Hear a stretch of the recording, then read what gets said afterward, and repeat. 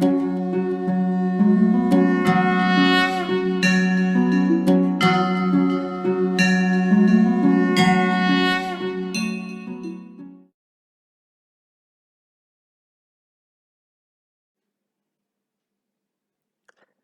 Students. अब तक हम इलेक्ट्रोस्टैटिक्स का फर्स्ट पार्ट देख चुके हैं, जिसमें हमने बात की थी इलेक्ट्रिक फील्ड की।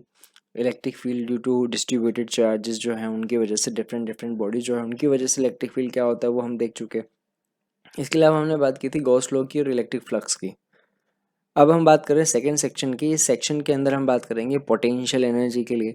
हम बात करेंगे यहाँ पे पोटेंशियल, इलेक्ट्रिक पोटेंशियल जो है वो होता क्या है। अलग अलग जो ऑब्जेक्ट्स हैं, डिस्ट्रीब्यूटेड वायर जैसे है, रिंग है, डिस्क है, उसकी वजह से इलेक्ट्रिक पोटेंशियल क्या होता है वो हम यहाँ पे देखेंगे। हम देखेंगे इक्वी पोटेंशियल सरफेस क्या होती है। इसके अलावा हम बात करेंगे relation between electric field and potential. तो अब हम रिलेट करेंगे कि इलेक्ट्रिक फील्ड जो इलेक्ट्रिक पोटेंशियल है वो दोनों आपस में रिलेट कैसे होता है। ठीक है, हम बात करेंगे यहाँ पे डायपोल की और डायपोल मोमेंट की, डायपोल की वजह से इलेक्ट्रिक फील्ड और पोटेंशियल की। ठीक है, डायपोल को जब यूनिफॉर्म फील्ड में रखा जाएगा तो उसके जो इफेक्ट्स है वो, और इसके अलावा इलेक्ट्रोस्टैटिक फील्ड, एनर्जी डेंसिटी। तो ये वाले सेक्शन के अंदर हम इन पॉइंट्स को कवर करेंगे। ठीक है, तो potential energy, electric potential energy start करने से पहले हम 11th का एक पोर्शन जो है ना उसे रिवाइज कर लेते हैं, कंजर्वेटिव फोर्स। तो हमने कहा था कि ये पोर्शन जो है वो आगे भी हमें हेल्प करता है, तो यही पोर्शन है। तो कंजर्वेटिव फोर्स हमने डिफाइन किया था कि ये वो फोर्स होते हैं जिनकी वजह से जो वर्क डन होता है that does not depends on path. वो से डिपेंड करता है इनिशियल और फाइनल पोजीशन पे, और एक कंप्लीट लूप के अंदर जो वर्क डन होता है वो जीरो होता है। और एक कंजर्वेटिव फोर्स की वजह से जो वर्क डन होता है वो जो है वो पोटेंशियल एनर्जी में चेंज के बराबर होता है। ठीक है, तो ये सारी बातें जो है हम पहले कर चुके हैं। यहाँ पे जैसे एक बार रिवाइज कर रहे हैं हम इन चीज़ों को। तो हमने जैसे कहा था कि क्या, कि कंजर्वेटिव फोर्स क्या होते हैं। तो वर्क डन बाय और against the force in moving body depends only on inertial and final position of the body and not nature of path followed by inertial and final positions. Okay, तो inertial और final तक किस path से गए वो चीज़ पे depend नहीं करेगा, डिपेंड करेगा कि inertial और फाइनल पोजिशन क्या है। तो इसमें की पॉइंट्स क्या है कि that is independent of path, ये पाथ पे डिपेंड नहीं करता, सिर्फ inertial और फाइनल पोजिशन पे डिपेंड करता है। वर्क डन और अगेन जो होता है कंजर्वेटिव फोर्स एक राउंड ट्रिप के अंदर जीरो होता है। The concept of potential energy, इस पॉइंट के लिए हम यहाँ पे डिस्कस कर रहे हैं कि जो पोटेंशियल एनर्जी होती है ये हमारे पास कंजर्वेटिव फोर्सेस जो होते हैं सिर्फ उन्हीं के लिए डिफाइन होता है। और ये कंजर्वेटिव फोर्सेस कौन कौन से थे, तो हमने 11th में बात की थी ग्रेविटेशन फोर्स के लिए।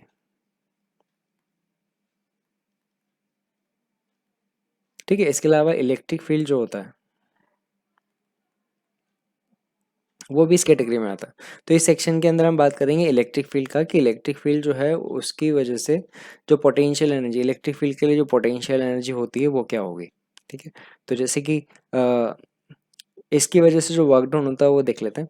तो हमने वहाँ पे जो डिस्कस किया था work done by conservative force, वो क्या था, that was equal to integration F conservative dot D R.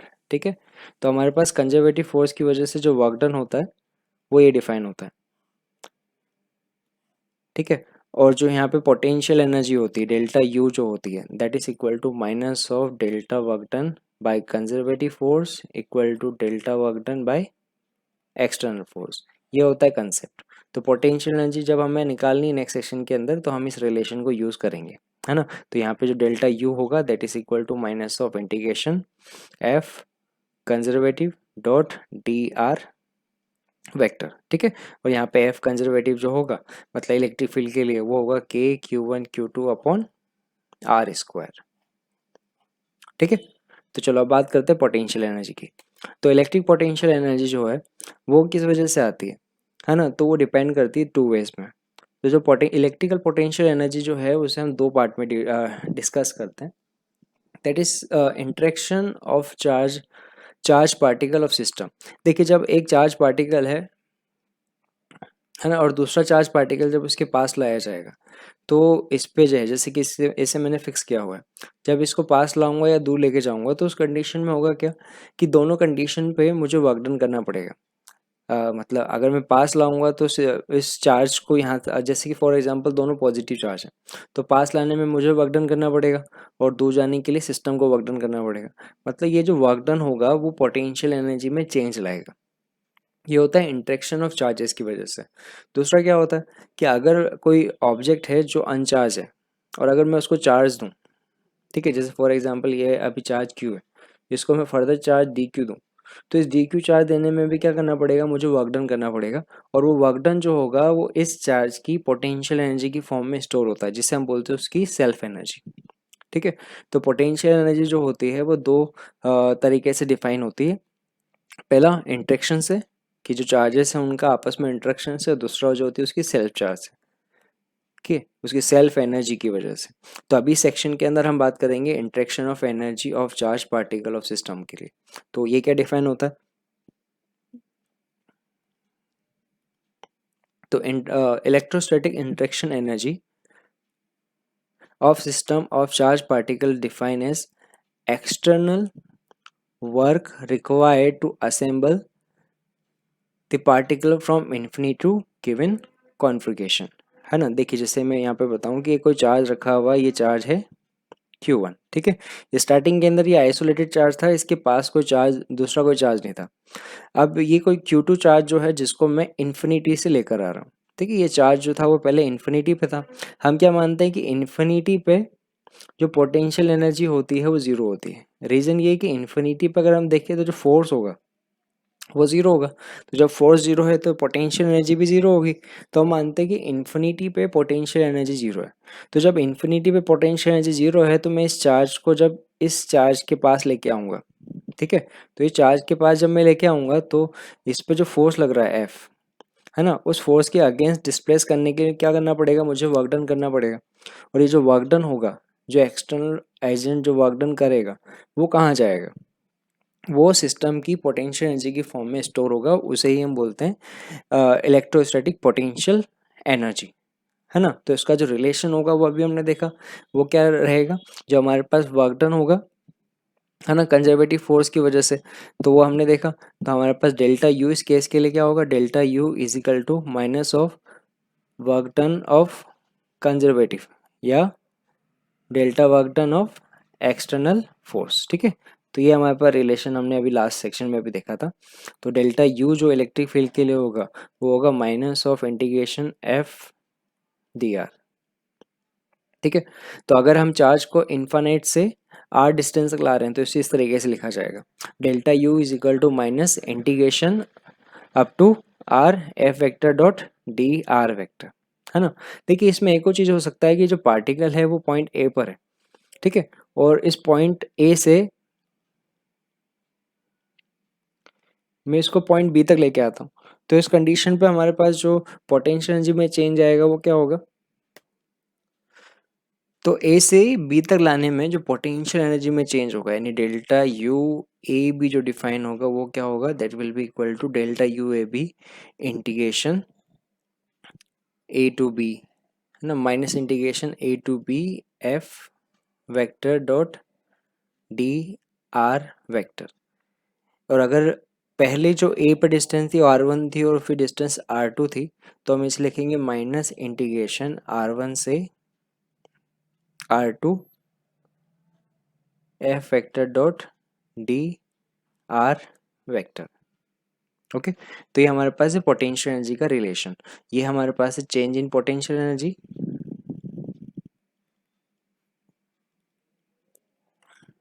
ठीक है, और ये है हमारे पास पोटेंशियल एनर्जी, ठीक है। या तो इसको ऐसे लिख लो इन्फिनिटी से यहाँ तक, तो ये है इन्फिनिटी से पॉइंट ए तक के लिए, और ये वाला जो है वो ए से बी के लिए, है ना।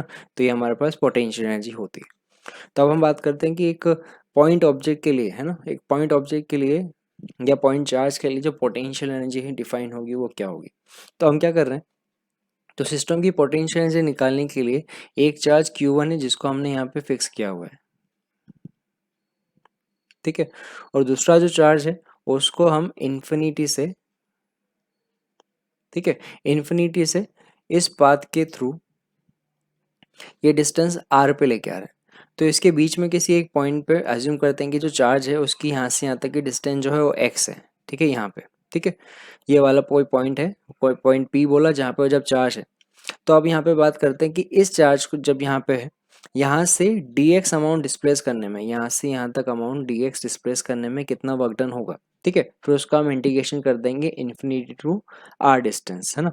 पहले डिस्टेंस जो है वो इन्फिनिटी तक थी और फिर बाद में r है, तो हम इंटीग्रेशन कर देंगे और यहाँ पे फोर्स का रिलेशन आएगा F इजिकल टू के Q1 Q2 upon r square, ठीक है। यहाँ पे डिस्टेंस x है तो यहाँ लिखेंगे के Q1 Q2 x स्क्वायर। तो इसके लिए जो पोटेंशियल एनर्जी होगी u is equal to minus integration infinity to r, ठीक है। जो फोर्स है वो के Q1 Q2 upon x square D x, है ना। एक चीज देखिए यहाँ पे, जब यहाँ पे इसको हम डिस्प्लेस कर रहे हैं तो देखिए दोनों के बीच में एंगल जो है वो 180 का है, यानी कि फोर्स और डिस्प्लेसमेंट जो है वो दोनों के बीच में एंगल जो है वो 180 है। तो यहाँ पे डॉट प्रोडक्ट जो हटाएंगे यहाँ पे आएगा कॉस 180, ठीक है। कॉस 180 जो होगा वो होगा -1, तो माइनस माइनस जो है वो यहाँ से हट जाएगा, ठीक है। कॉस 180 की वैल्यू जो है वो -1 आएगी, -1 से ये माइनस हट जाएगा, तो हमें मिलेगा इंटीग्रेशन, कांस्टेंट है उसे हम बाहर निकाल देते हैं, के Q1 Q2 कांस्टेंट बाहर निकाल दिया, dx अपॉन एक्स स्क्वायर, ठीक है, इन्फिनिटी टू r, देखिए तो के Q1 Q2, ठीक है, इसका इंटीग्रेशन होगा -1 अपॉन एक्स, ठीक है, इन्फिनिटी टू r।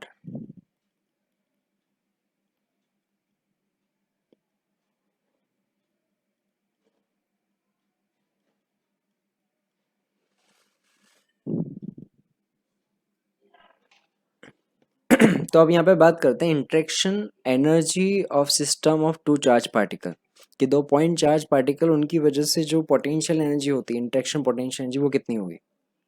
तो उसके लिए हम क्या करते हैं कि हम इन्फाइनाइट से एक चार्ज को लेके आते हैं यहाँ पर, कि ये वाला चार्ज हम अज्यूम करते हैं, ये वाला चार्ज हमने फिक्स किया हुआ है, ठीक है, और एक चार्ज है जिसको हम इन्फिनिटी से, ठीक है, इन्फिनिटी पे पोटेंशियल एनर्जी जो होगी वो 0 होगी। तो हम क्या कर रहे हैं, इन्फिनिटी से इस चार्ज को यहाँ पर लेके आ रहे हैं। तो जब हम इसे r डिस्टेंस तक लेके आ रहे हैं तो हमने क्या किया, बीच में एक पॉइंट अज्यूम किया, पॉइंट P, ये पॉइंट P जिसकी डिस्टेंस जो है यहाँ से x है। तो अब यहाँ से फर्दर dx अमाउंट उसे डिस्प्लेस करने के लिए जो वर्क डन होगा वो पोटेंशियल एनर्जी में कन्वर्ट होगा। तो हम यहाँ से पोटेंशियल एनर्जी का रिलेशन बोल सकते हैं, डी यू इजिकल टू हमारे पास होगा, ठीक है, इंटीग्रेशन करके डायरेक्ट ही निकाल देते हैं ना, इन्फिनिटी से r तक के लिए। तो हम लिखेंगे delta U infinity to r is equal to minus integration, okay, infinity to r f vector dot D R vector, ठीक है। तो हम यहाँ पे f का रिलेशन रख देते हैं और इंटीग्रेशन कर देंगे, तो हमें क्या मिलेगा, देखिए माइनस इंटीग्रेशन के Q1 Q2 upon r, sorry यहाँ से जो फोर्स है वो x डिस्टेंस पे है ना, यहाँ से यहाँ तक डिस्टेंस जो है वो x है, तो यहाँ पे फोर्स जो होगा वो होगा के Q1 Q2 upon x square, है ना। तो यहाँ पे लिख दीजिए upon x square D x amount, ठीक है। तो यहाँ पे देखिए जो कांस्टेंट है उसे बाहर निकाल देते हैं, लिमिट है इन्फिनिट टू r, ये आएगा हमारे पास के Q1 Q2 बाहर integration dx upon x square, ठीक है, इन्फिनिटी टू r। तो 1 अपॉन एक्स स्क्वायर का इंटीग्रेशन -1 अपॉन एक्स, ठीक है, इन्फिनिटी टू r, माइनस का साइन बाहर आएगा, वो माइनस माइनस प्लस हो जाएगा, ये इक्वल टू हमारे पास आ जाएगा के Q1 Q2, ठीक है। लिमिट रखेंगे एक बार r और एक बार इन्फिनिटी, तो ये आएगा 1 upon r minus 1 upon infinity, 1 upon infinity 0 होता है। तो हमारे पास यहाँ पर डेल्टा u है ना, डेल्टा u का रिलेशन हमें मिल जाएगा, वो मिलेगा के Q1 Q2 अपॉन r, ठीक है। तो जो r डिस्टेंस पे जो चार्ज को हम लेके आए हैं तो उसके अंदर जो पोटेंशियल एनर्जी होगी वो होगी k q1 q2 upon r। ये हमारे पास रिलेशन होता है। देखिए अगर यहाँ से बोला जाए कि इन्फिनिटी से उस पॉइंट r तक लाने में जो कंजर्वेटिव फील्ड है उसने कितना वर्क डन किया, तो work done by conservative field is equal to होता है माइनस डेल्टा यू, यानी minus K Q1 Q2 upon are, है ना। तो ये हमारे पास है work done by conservative field. Work done by conservative field क्या होगा, minus K Q1 Q2 upon are. ठीक है। अब देखिए यहाँ पे जो फील्ड है उससे रिलेटेड हम कुछ इंपॉर्टेंट पॉइंट जो है वो डिस्कस करते हैं। पहला पॉइंट जो है वो ये स्केलर क्वांटिटी है ना। दूसरा पॉइंट यहाँ पे U पॉजिटिव और U नेगेटिव का मतलब क्या होता है। देखिए अगर हम यहाँ पे बात करें कि जो चार्ज है Q1 और Q1 और Q2 दोनों का प्रोडक्ट अगर ग्रेटर देन 0 है, मतलब दोनों जो है वो सेम नेचर के हैं, दोनों अगर सेम नेचर के यानी दोनों पॉजिटिव या दोनों नेगेटिव है, तो उस कंडीशन में जो पोटेंशियल एनर्जी आएगी वो ग्रेटर देन 0 आएगी। इसका मतलब दोनों फोर्स जो होंगे वो एक दूसरे को रिपेल करेंगे।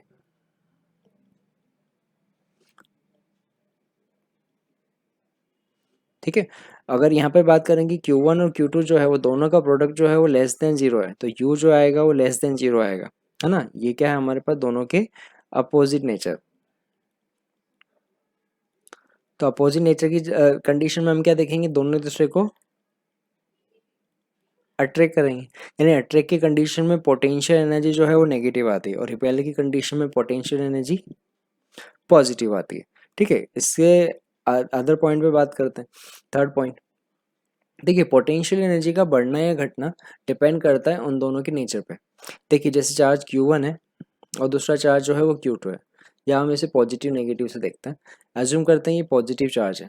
ठीक है। इस पॉजिटिव चार्ज को मैंने यहाँ पे फिक्स किया हुआ है। ठीक है। और उसके कुछ डिस्टेंस पे यहाँ पर दूसरा पॉजिटिव चार्ज है। ठीक है। अब अगर मैं इस पॉजिटिव चार्ज को पास लाता हूँ या दूर लाता हूँ उसके अकॉर्डिंग हमें देखना है कि पोटेंशियल एनर्जी बढ़ती है या घटती है। जैसे फॉर एग्जांपल अगर दोनों की भी डिस्टेंस जो है वो r है, इसको मैं पास लाऊंगा, है ना। तो अब देखिए कि जब मैं इसको पास में लेके आऊंगा तो दोनों सेम नेचर के फोर्स है। यहाँ पे फोर्स जो लग रहा है वो एफ इस डायरेक्शन में लग रहा है। ठीक है। तो अब हमें पता है कि जब हम फोर्स के अगेंस्ट, है ना, कंजर्वेटिव फोर्स के अगेंस्ट वर्क डन करेंगे तो पोटेंशियल एनर्जी जो होगी वो क्या होगी, बढ़ेगी, है ना। तो जब हम इसको पास में लेके आएंगे, है ना, जब हमारे पास आर जो होगा वो डिक्रीज होगा तो पोटेंशियल एनर्जी इसमें बढ़ेगी। इसके अपोजिट देखते हैं कि जब हम इस चार्ज को दूर लेके जाते हैं, है ना, यानी इस चार्ज को जब मैं यहाँ दूर लेके जा रहा हूँ यानी आर जब बढ़ रहा है, इस केस में क्या होगा, जिस डायरेक्शन में फोर्स है हम डिस्प्लेसमेंट भी उसी डायरेक्शन में कर रहे हैं।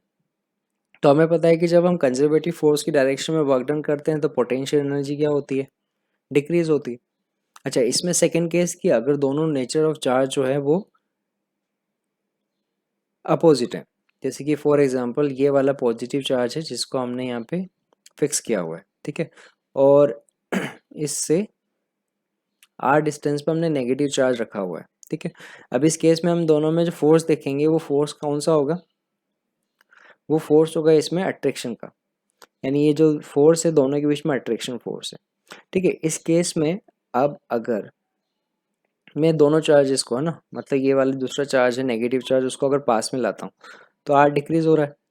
पर आर डिक्रीज हो रहा है तो इसमें एक चीज़ देखिए कि जो फोर्स है, जिस डायरेक्शन में फोर्स है हम चार्ज को उसी डायरेक्शन में डिस्प्लेस कर रहे हैं, यानी इस केस में जो वर्क डन आएगा, है ना, वो वर्क डन जो है वो पॉजिटिव आएगा, यानी पोटेंशियल एनर्जी नेगेटिव आएगा, यानी कि यहाँ पे पोटेंशियल एनर्जी डिक्रीज होगी। अब अगर मैं इसमें देखूँ कि जब मैं अगर इसको दूर लेके जाता हूँ तो दूर ले जाने के केस में आर बढ़ेगा, यानी अब यहाँ पर हमारे पास जो वर्क डन होगा that will be against conservative force, और जब कंजर्वेटिव फोर्स के अगेंस्ट वर्क डन होता है वो पोटेंशियल एनर्जी में स्टोर होता है, यानी यहाँ पर पोटेंशियल एनर्जी जो है वो इंक्रीज होगी। तो ये पॉइंट याद रखिएगा कि दो चार्जेस को जब हम पास लाते हैं या दूर ले जाते हैं तो पोटेंशियल एनर्जी में जो चेंज होता है that depends on inertial, sorry that depends on nature of charge, है ना। वो इस चीज़ पे डिपेंड नहीं करता कि डिस्टेंस बढ़ रही है घट रही है, वो इस पे डिपेंड करता है कि यहाँ पर दोनों जो चार्जेस हैं उनका नेचर क्या होगा। फोर्थ पॉइंट की बात करते हैं कि यहाँ पे अगर चेंज इन पोटेंशियल एनर्जी देखनी है कि अगर मैं चार्जेस को R1 डिस्टेंस से R2 डिस्टेंस पे लेके जाता हूँ तो पोटेंशियल एनर्जी में चेंज कितना होगा। जैसे कि ये जो चार्ज है Q1 है, अभी ये डिस्टेंस जो है वो R1 है और ये चार्ज Q2 है, ठीक है। अब अगर मैं इस चार्ज को कोई डिस्टेंस पे लेके जाऊँ जिसकी यहाँ से यहाँ तक डिस्टेंस जो है वो R2 है, ठीक है, इस चार्ज को मैं यहाँ तक लेके आया तो चेंज इन पोटेंशियल एनर्जी क्या होगा, तो होगा U final minus U inertial, है ना। तो फाइनल U फाइनल कितना है, वो होगा K Q1 Q2 upon R2 minus K Q1 Q2 upon R1, यानी इस कंडीशन पे जो डेल्टा U होगा वो होगा K Q1 Q2 1 upon R2 minus 1 upon R1, ठीक है, ठीक है। इसके अलावा और पॉइंट्स है जिसमें एक चीज़ याद रखिएगा, जो पोटेंशियल एनर्जी होती है that always define for system of charges, है ना। एक सिंगल चार्ज के लिए नहीं बात करेंगे यहाँ पे, इंटरेक्शन की जब बात हो रही है तो हमारे पास जो चार्जेस होंगे वो एक से ज़्यादा होंगे। तो जब हम बात करेंगे सिस्टम ऑफ चार्ज के केस में, तब सिस्टम ऑफ चार्जेस के लिए जो पोटेंशियल एनर्जी है वो क्या होगी। तो अब हम यहाँ पे बात करते हैं कि जब हमारे पास सिस्टम ऑफ चार्जेस यानी दो या दो से ज़्यादा चार्जेस हैं तो उस कंडीशन में पोटेंशियल एनर्जी क्या होगी। भाई दो चार्जेस होंगे तो उसके लिए फॉर्मूला होता है के Q1 Q2 upon are. But एक बात समझिए यहाँ पे जैसे फॉर एग्जांपल ये Q1 चार्ज है, पहले यहाँ पर कोई और दूसरा चार्ज नहीं था और सिर्फ एक सिंगल चार्ज था, वो था Q1। तो जब हम Q1 को यहाँ ला के रखेंगे इन्फिनिटी से तो हमें कोई वर्क डन नहीं करना पड़ेगा, यानी इसकी सिंगल वे पोटेंशियल एनर्जी होगी नहीं। अब हम बात करते हैं R2 की, जब हम इन्फिनिटी से, है ना, इन्फिनिटी से Q2 चार्ज को लेके आएंगे ना, अभी यहाँ पे Q3 नहीं है, तो जब हम Q2 को इन्फिनिटी से यहाँ लेके आएंगे तो Q2 को Q1 के अगेंस्ट, है ना, Q1 का जो फील्ड होगा उसके अगेंस्ट वर्क डन करना पड़ेगा। तो उस केस में क्या होगा कि Q1 और Q2 के बीच में जो है वो पोटेंशियल एनर्जी स्टोर होगी, R2 डिस्टेंस है। तो इस केस में हमारे पास पोटेंशियल एनर्जी जो होगी वो सिस्टम की वो वर्क डन के वजह से होगी ना। तो जब हम Q2 चार्ज को लेके आएंगे तो पोटेंशियल एनर्जी आएगी 1 और 2 के बीच में, ठीक है। अच्छा, अब हमारे पास सिस्टम बन गया Q1 और Q2 चार्ज का। अब फर्दर हम क्या करते हैं कि Q3 चार्ज को अब इन्फिनिटी से लाकर इस पॉइंट पर हम लाके रख रहे हैं। तो जब हम Q3 चार्ज को लेकर आ रहे हैं तो Q3 चार्ज को अब दो फील्ड जो हैं, एक Q1 है और एक Q2 है, दोनों के फील्ड के अगेंस्ट वर्क डन करना पड़ रहा है। यानी कि अब जो एनर्जी होगी वो Q1 और Q3 के बीच में भी होगी और 2 और 3 के बीच में भी होगी, है ना। तो यहाँ पर जब सिस्टम की बात करेंगे तो सिस्टम की वजह से जो पोटेंशियल एनर्जी डिफाइन होगी वो जितने भी पेयर्स हमारे बनेंगे, है ना। देखिए यहाँ पे हमारे पास कितने पेयर्स बन रहे हैं, तो यहाँ पे हमारे पास 3 पेयर बन रहे हैं, एक तो Q1 और Q2 का, एक Q1 और Q3 का, और एक बन रहा है Q2 एंड Q3 का। तो यहाँ पर जब हमारे पास सिस्टम के लिए पोटेंशियल एनर्जी की बात होगी तो उसके अंदर जो टोटल नंबर ऑफ पेयर्स होंगे उनकी वजह से पोटेंशियल एनर्जी यहाँ पर आएगी।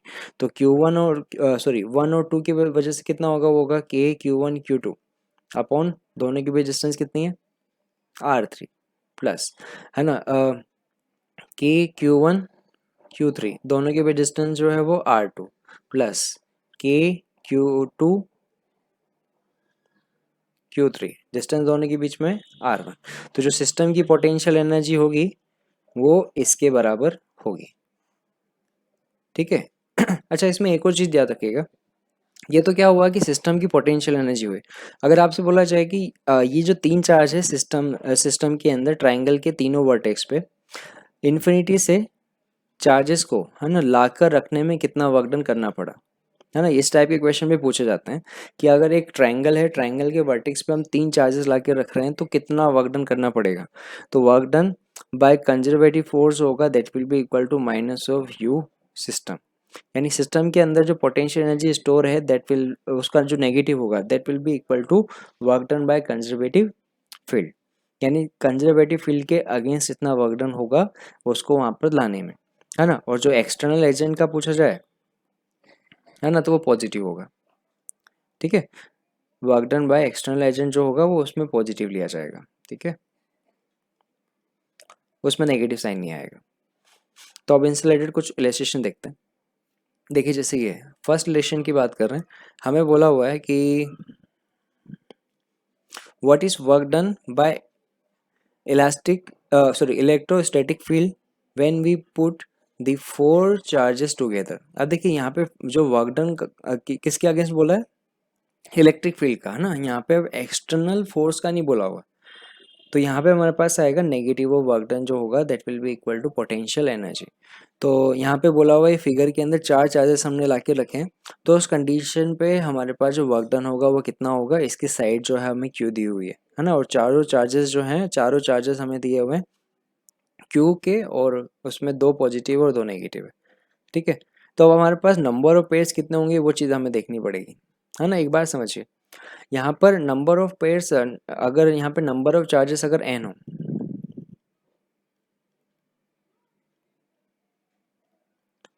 है ना, n अगर नंबर ऑफ चार्ज हो, तो हमारे पास नंबर ऑफ पेयर्स जो आएंगे ना that will be equal to n into n minus one by two, है ना। जैसे हमने तीन देखे थे, जब हम तीन चार्जेस थे जब कितना था, जब n इजिकल टू थ्री था, तो वो होता three into three minus one upon two, तो हमारे पास तीन आए थे ना। अब देखिए जो चार्ज है वो कितने, चार है, तो n इजिकल टू फोर है, तो हमें मिलेगा four into four minus one upon two, कितना हुआ देखिए, तो हमें मिला सिक्स। यानी इस केस में टोटल छः पेयर बनेंगे।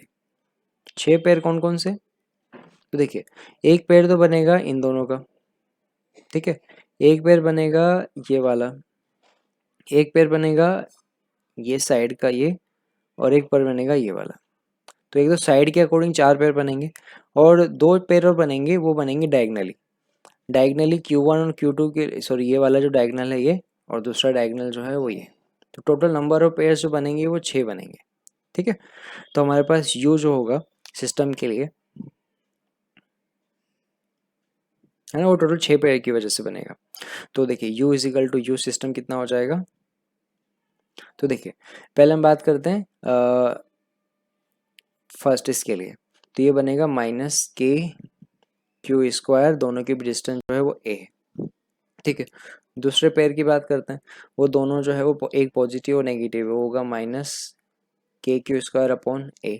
अब बात करते हैं थर्ड पेयर के लिए, तो वो भी दोनों जो है वो अपोजिट नेचर के, तो माइनस के क्यू स्क्वायर अपॉन ए, ठीक है।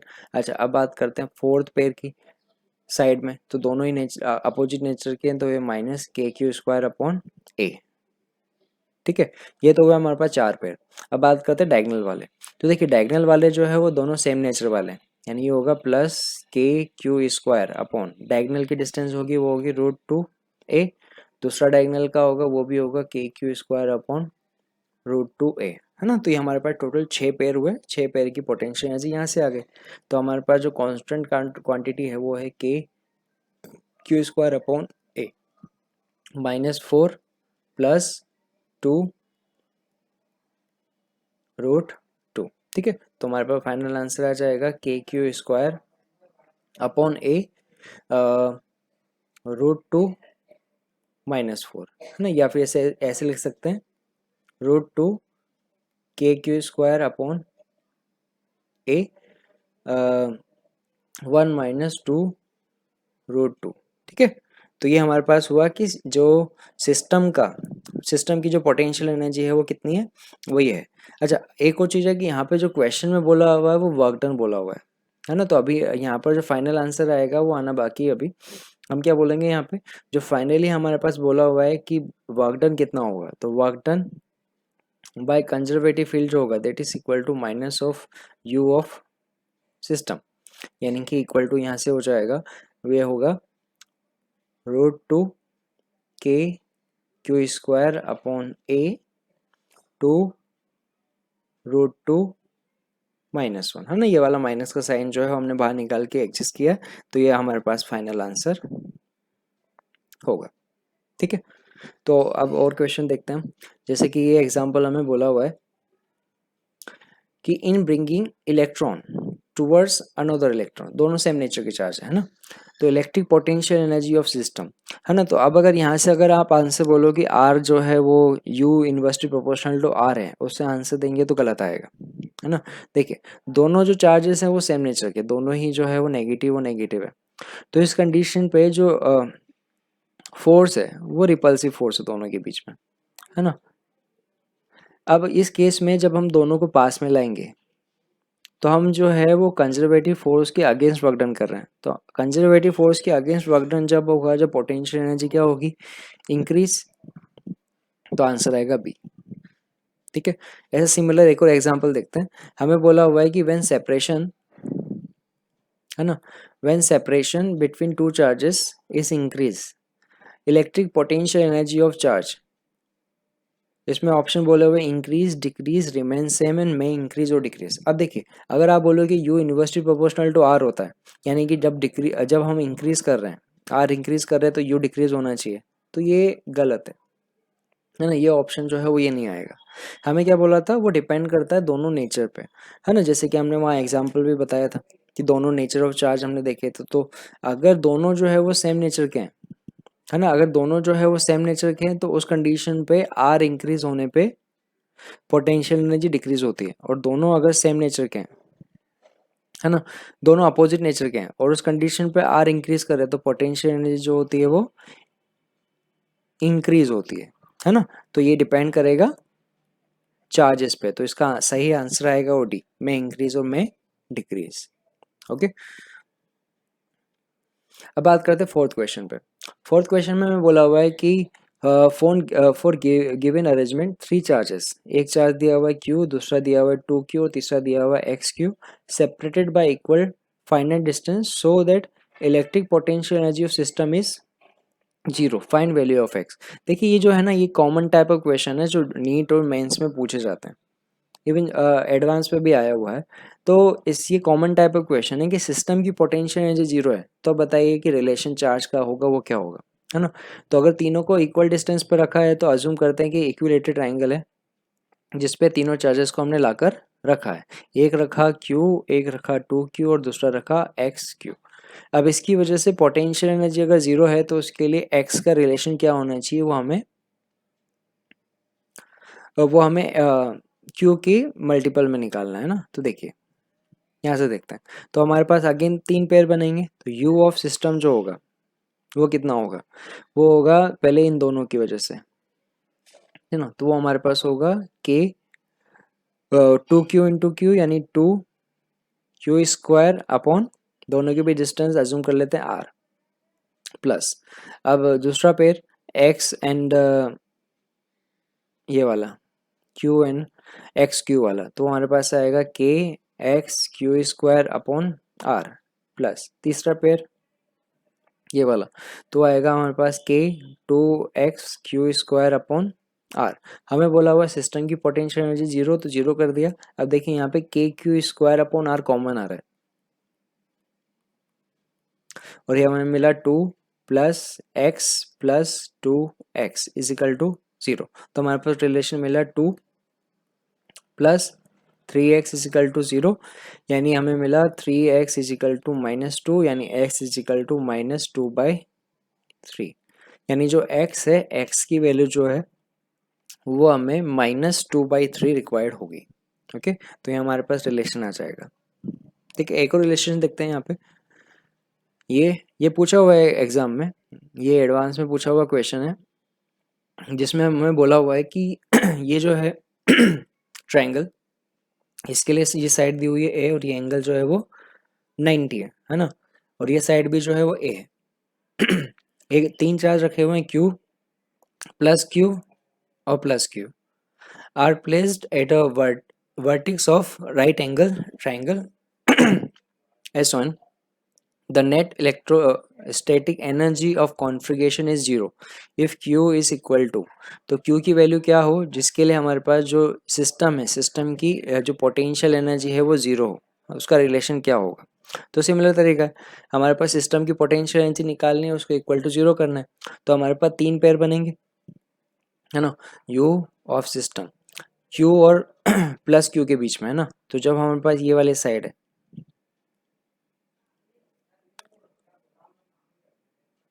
ये वाला पेयर है ना, तो उस कंडीशन पे कितना होगा, वो होगा हमारे पास k q q upon a plus, अब ये वाला पेयर देख लेते हैं, ये हमारे पास होगा k q square upon a plus, अब जो वो हाइपोटेन्यूस वाला पेयर बना, वो हमारे पास आएगा k q q upon distance जो होगी वो कितनी होगी, √2 है, है ना, ये होगा। और इक्वल टू हमें 0 करना है। ठीक है, तो जो जो कांस्टेंट है वो बाहर निकाल लेते हैं और इनका रिलेशन देख लेते हैं। तो हमारे पास देखो कांस्टेंट निकलेगा, वो निकलेगा के क्यू अपॉन ए। के क्यू अपॉन ए कांस्टेंट ले लिया, ये बचा हमारे पास क्यू प्लस यहाँ से हमारे पास क्या बचेगा, वो बचेगा Q upon √2 is equal to 0। तो हमारे पास ये रिलेशन आया, वो आया क्यू, है ना, Q 1+1/√2 is equal to minus of Q, यानी क्यू हमें मिला Q is equal to minus Q √2 ठीक है, तो ये हमारे पास आंसर आएगा। अब देखिए ऑप्शन जो है वो ऐसा कोई भी नहीं है, तो इसे हमें ऑप्शन की फॉर्म में लाने के लिए क्या करना पड़ेगा, दोनों साइड ऊपर और नीचे जो है वो √2 और √2 का मल्टीप्लाई करना पड़ेगा। तो हमारे पास ये आंसर आएगा -Q2/2 प्लस √2। अब देखिए, तो इस केस में ऑप्शन बी जो है वो मैच करता है, तो इसका जो करेक्ट आंसर आएगा वो आएगा बी। ओके।